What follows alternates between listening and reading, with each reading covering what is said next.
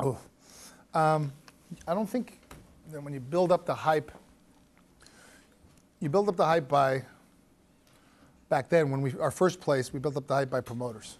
But even the promoters we used were not your conventional promoters back then, because those guys wouldn't work with us.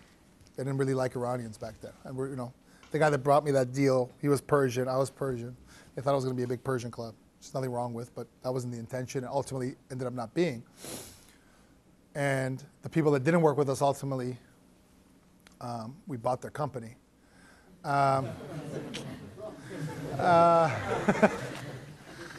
So, I mean, end of the day, I think, you're going to get people to come to your place once in that business.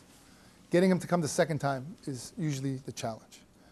And you get, again, do you make mistakes? But, you really have to know the business. I mean, a lot of people get in the nightlife business for completely the wrong reasons. They don't get in the nightclub business to make money. They get in the nightlife business to kind of address some of the things she was talking about, was really enjoying the business. And we're in the business to make money. And deliver an experience to our clients and deliver something that they can't necessarily get, or level of, whether it's tableside mixology that we introduced, or whether it be really, a level of service and a kind of cross marketing and pollination that we do. I mean, are there better nightclubs at one time or the other than we are right now? Do we have the hottest clubs right particularly now? No, but we will again. And we have new clubs that are opening up soon, again, that business. But it's, a lot of it is promoter based, but a lot of club owners, they let the promoters run their club. They just say, here's 30% of the door, blah, blah, blah.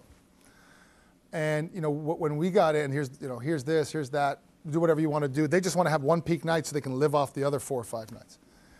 We do things a little differently. We have a lot more, we have a lot firmer grasp and a lot of firmer hold on our promoters. And we tell them, if you want to be here, work with us. This is what we're going to pay you. And if not, go work for somebody else. You have 5, 6 months shelf life. So our checks don't bounce. And that at the end of the day, when you see the numbers, we're not skimming off the top. So in that business, I think we have a pretty good track record. It took 6 years to get there, and with a lot of mistakes on the way.